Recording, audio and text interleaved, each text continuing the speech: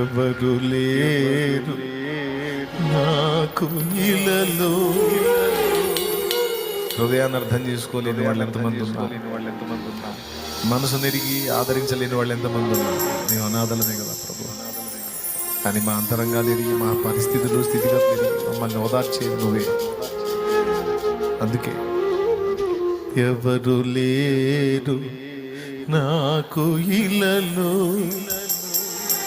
ఆదరణ నీవేగా.